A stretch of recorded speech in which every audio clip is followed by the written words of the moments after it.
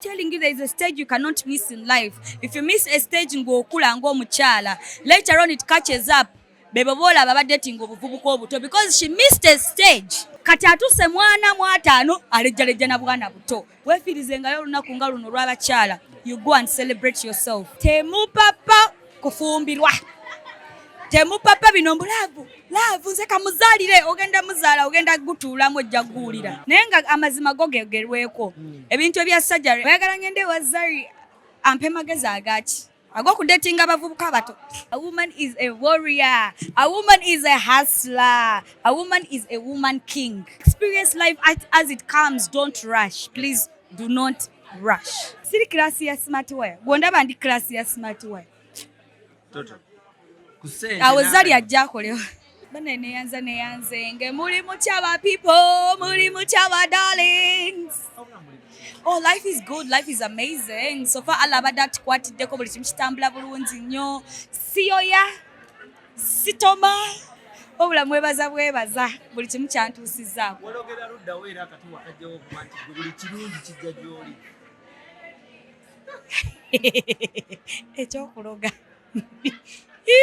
Kikulu nnyo. Ekyo kikulu nnyo naye baaba tusaba nnyo n'ekirala twetegeka. Omuzungu agamba nti ebirungi bisanga oyo akoze eki eyeetegese. I think even in the Bible there is a quote that says nti Katonda awo oyo ayeetegese. Okitegera kyobola abagagga omugagga yeeyongerako every single day because he has the resources to use to make himself richer. Okitegera so naawe mu butono bwo mu class yo mu level yo osobola okubeera nga olina kokola mpola ogenda olabanga ebintu byeyongera ebintu bijja. It's all about manifestation. I don't know if you know manifestation. Chokkiririzaamu. Yeah.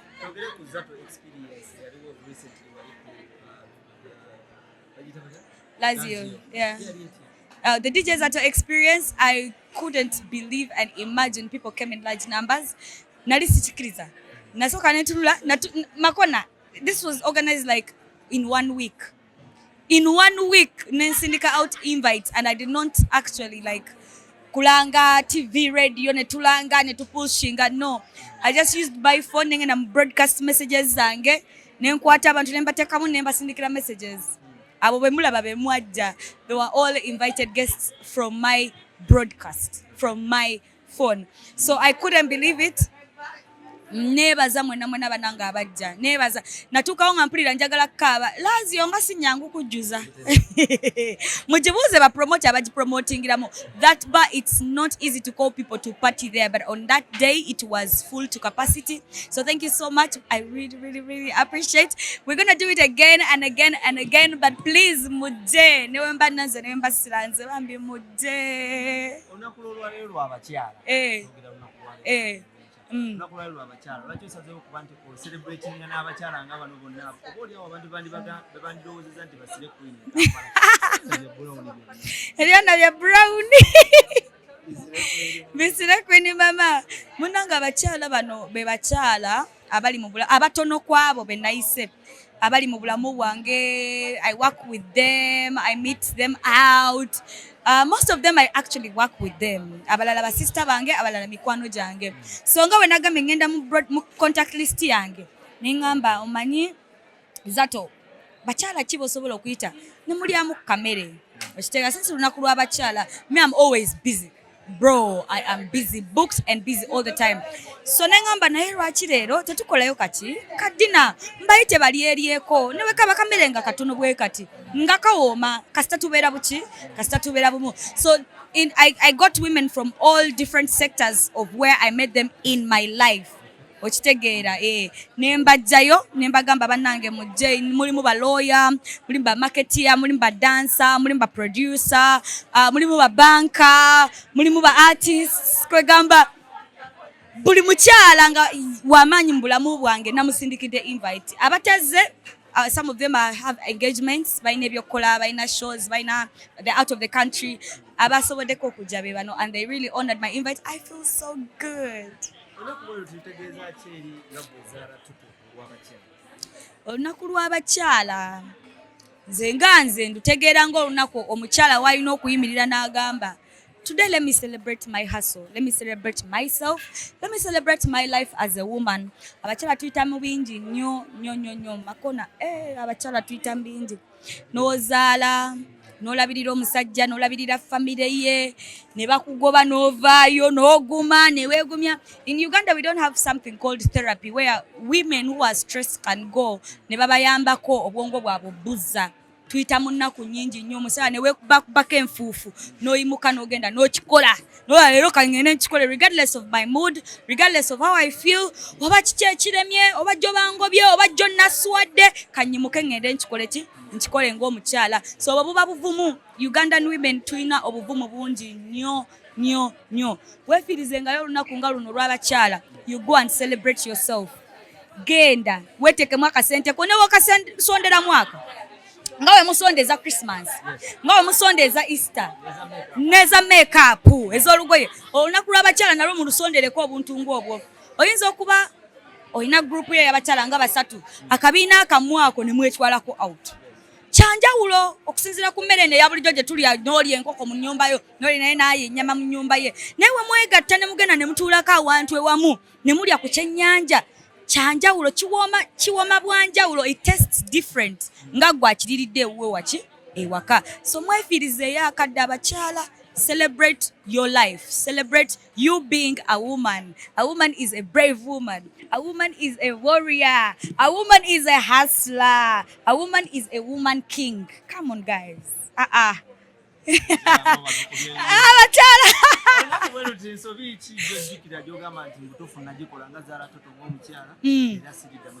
Kuzaala nga bukyali. I wish I never gave birth early. Yeah. Sabiryanga obudde bukyali.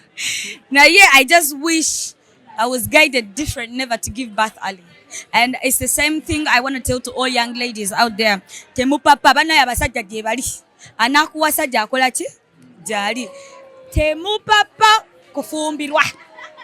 Temupapa bino mbulaavu. Laavu nze kamuzaalire, ogenda muzaala, ogenda gutuulamu ojja guwulira. Sikwonoona. Take your time. I want the ladies out there to know the truth. Because bye mutuyisaamu abasajja nabyo biki bingi. Bannange mutuyisa mu bingi. Mentally ombene tubonaabona. Abakyala basinga bakyayibwa nga bafunye olubuto. Musajja n'akulekawo naye nga yakufunisiza oluki? Nga yakufunisiza olubuto. Omukyala n'asuferinga ne mental status essaawa eyo in that situation. Ali lubuto takyakola, mikwano gyamuddukako because yajeegobako alowooza nedda munange n'obba wange bannaye kankola amaka gange nsanyusa omusajja. Do you understand? Omusajja si kintu kibi, but take your time. Banange, if you want to settle, if you want to give birth for the right man. You know, abakyala tumanyi omusajja omutuufu yaani. Lindako katono, lindako. Abaana ba Kim Kardashian bazaalidde mu myaka gyabwe ana. Naye balidde obulamu. No, I'm telling you, there is a stage you cannot miss in life. If you miss a stage ng'okula ng'omukyala, later on it catches up. Bebe bola baba dating obuvubuuka obuto because she missed a stage where she had to date a young boy ng'alina musajja mukulu aberejjalejja n'abasajja bakulu bakadde.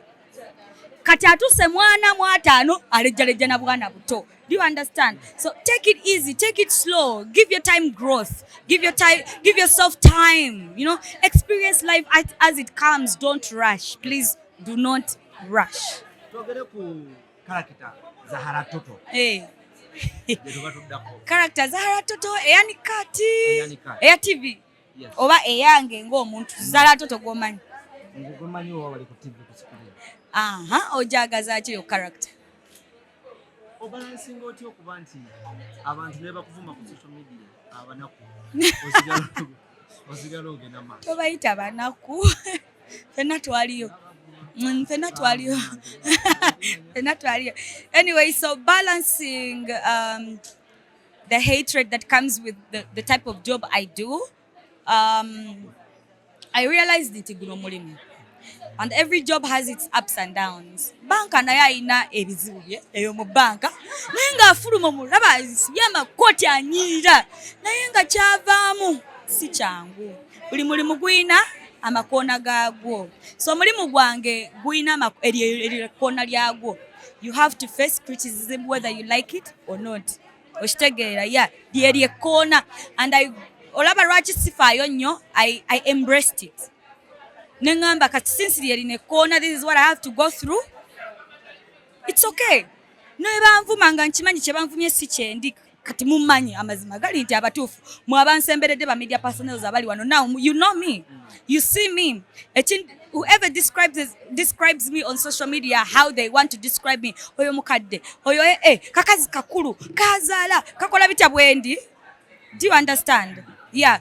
Kati ekyo tekina kye kinzijako because I know the real me. I know myself.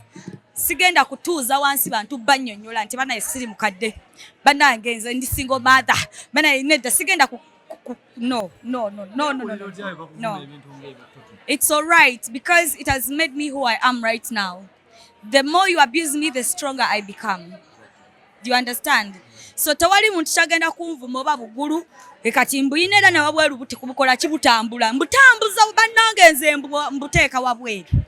Kati what else are you going to give me to abuse me? Ogenda kunvumisaaki nti kabina nakabagamba dda ninakaba Japan until the time comes nga ninokakola surgery. Yeah. Ntiti.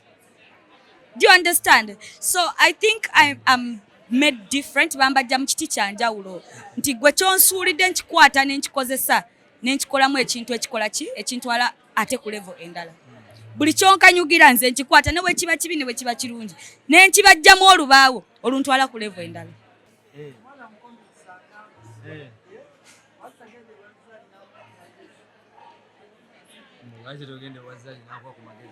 Amagezi agati agakola sajjale amagezi agati no irinda akakyeyogerera oyagala ngende wa Zari ampe magezi agati ag'okudatinga abavubuka abato.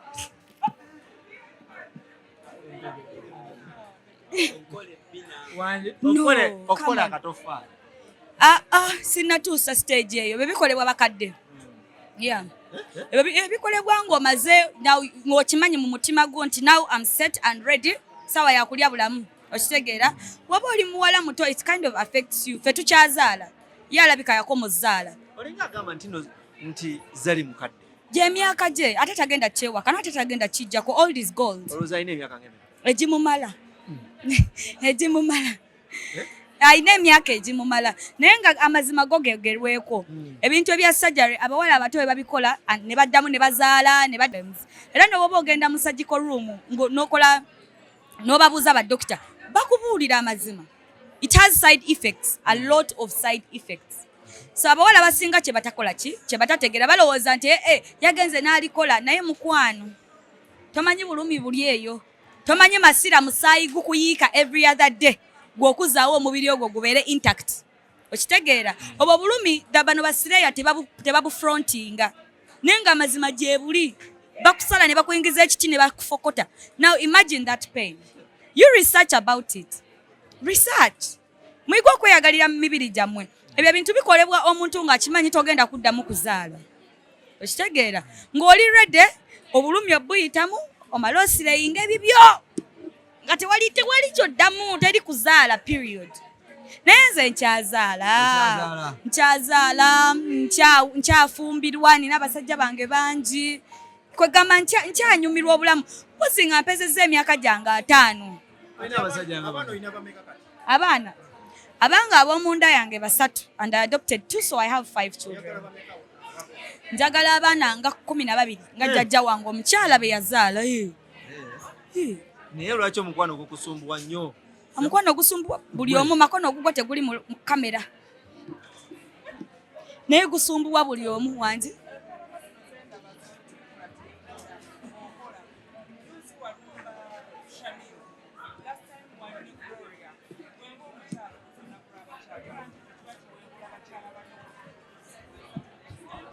I think for Gloria's case, I didn't want to talk about it, but I think her mom made it clear for you guys. Tebavayo ne banetondera.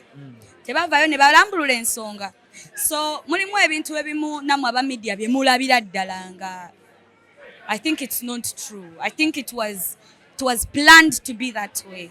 So kitegere ebintu ebimu kati on the Gloria side byali planned. Era ne mama we ne ye Gloria bavayo ne babakola ki? Ne babanyonnyola. Babanyonnyola honestly. So I don't want to dwell on that. I don't remember the other question you asked me because I don't. Who is that? Who is that? Who is that? I don't give relevance where it's not supposed to be given.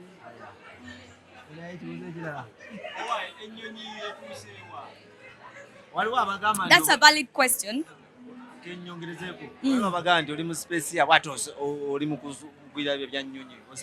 Speciani. Ngenda jibalekera ndabo baba nabisobola.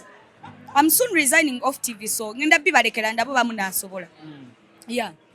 Nzo kubibalekera obubalekera. Mumulinde mugenda laba. Since ali mu aviation, you wait, you're going to sing. Ngenda bibalekera. Kino kintu nsoma every morning. Morning times are my school days. My school time. Never mbasigenze kusomero nze baticha bange bampa course waka yenna ne bamuteka ku laptop. So I have books, I can research, I can do everything.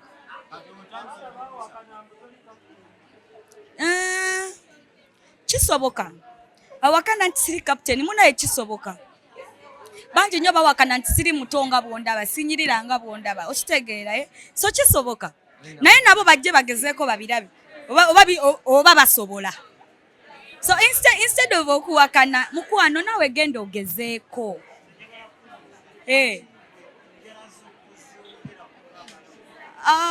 Okuva we nazaala abaana bange naddala olubuto lwange olwasooka. Nenzaala omwana eyasooka.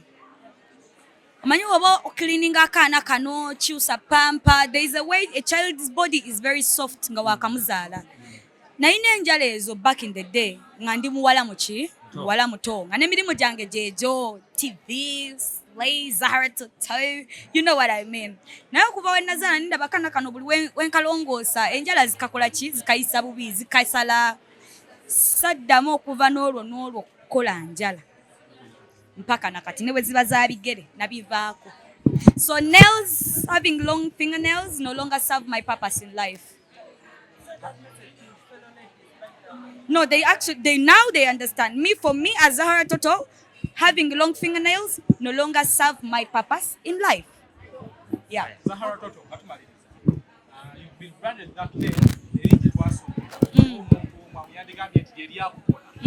Obudde buno okudono webranding nga DJ Zari. Ne kudini na abantu bayisenga DJ Zari. Ate bw'oyogedde nti oyagala kusuulawo bya mpewo. Oyagala officially kufuuka DJ. I'm an international DJ already. Ndi international DJ ba mikwano. Nze gwa mulaba wano. Bambukinga mu nseze enjawulo. Bakuba I'm not very good with posting buli kimu kyenkola. Ndowooza nawe wotula wano tonnalabayo kafaanani ka dina eno social media pages zange. Mulimu ebintu byenkola privately, mulimu ebintu like ebyenkola nga sikukakasa sikyakakasa nsi. Sikyalina obwo budde to prove a point. Let me post. I'm not in that space anymore. I'm comfortable the way I am. So wagamba nti nze okuva ku bya TV nzire mu bya DJ Zari ate nga ndi mu bya nnyonyi. Ebya TV ngenda bivaamu nga maze ebyennyonyi. Naye wa DJ it's kitone. Kyo kigenda kusigalawo. It's a skill. It's better in life abantu you equip yourself with a skill. Omulimu gw'omubwongo, mubiri gw'omu mukono. Genda weeyigiriza ekyalaani, genda weeyigiriza okukanika, genda weeyigiriza okubeera DJ. Ogwo mulimu tolifa bwavu. Okeera n'enkya nga ku kyalo kuliko ka birthday party nga gwe DJ. Okitegeera. Omulimu gw'okufumba.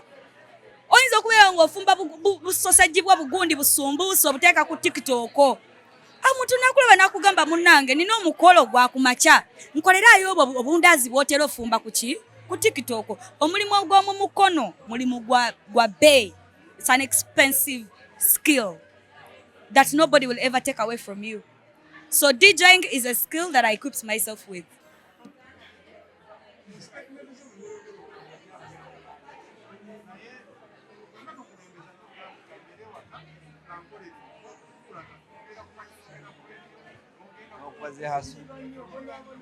Lwaki obonaabona nnyo ng'oli mwana wa buwala?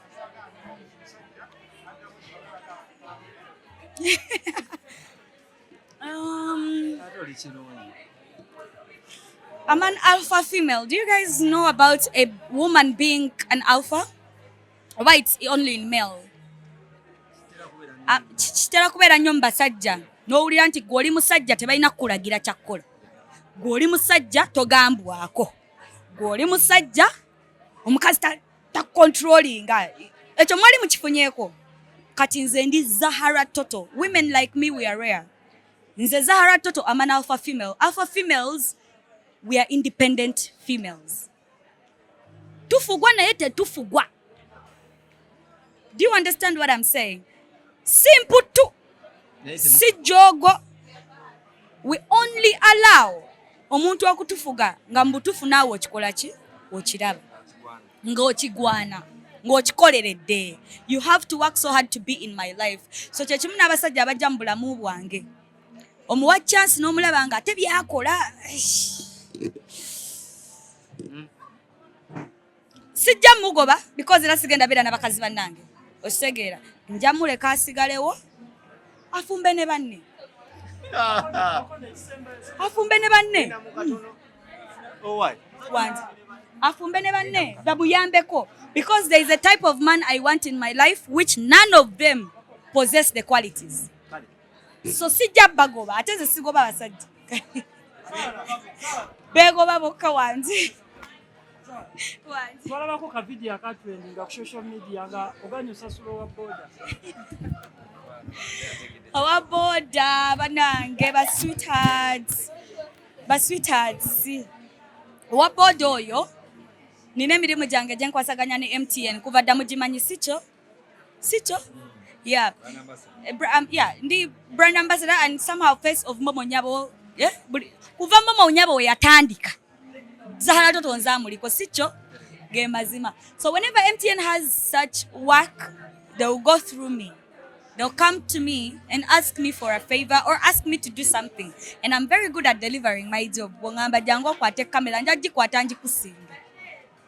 So wabodo oyo twali tuyigiriza abantu kwewolayo kasente. Nga wetuna abagamba directly nti makono bado kimanya so kwewolayo ekyetaano. Tebijja kola. Nti Momo yaleese okwewola. Tojja kukitegeera. Naye nga Zahara Totto akulaze nti ne wobeera mwaka akafubo that situation. Osobola okukwata ekyetaano n'okyewola ku Momo n'okimuwa. N'owona amabanja. N'otasabiriza bantu. Yakaweddeko n'okuba essimu Zahara mani nyamba yawo ogumu. Momo ayambe bintu ngebyo. So what boda munange, it was to educate people that they can now borrow money using MTN Momo. Owai nze nga malizo manye ebyokwegatta mbyagala nnyo ebyekisuusi. Ogambe ndi omusajja ojja baleka afumbe ne munne ne banne. Ekiba gye munaakigaba munaakituusawo abaana mu abo buwala. Abasajja kuva dda mukigaba for centuries. Come on guys. Abasajja ebibanja mubigabye for centuries and centuries. Just that ekyasa kyatuuse abaana ab'obuwala nga yeeyimirizaawo ali comfortable teyeeguya but they have respect. So naffe bye bimu bye tukola naye ng'ate mwe mwabikola dda. So tonnenya wanzi omuvubuka nepikira nga mutototo ng'alina mu kusente nga talina siriimu. Kale. It depends kasita taba mulwadde. Kale tukole tute. Smart wire tajja. Totto. Siri class ya smart wire. Gwondaba ndi class ya smart wire. Totto. Kusente. Awo Zari ajja akolewa. Kusente n'akanyama. Era we agenda kunvumisa oyo. Nze mwabamanyi we munabisala mu mwabamanyi. Nange njagamba abaana abo balina empisa embi be babisazeemu. Awo Zari. Owa sente n'owakanyama ne smart wire ogenda nani? Sente.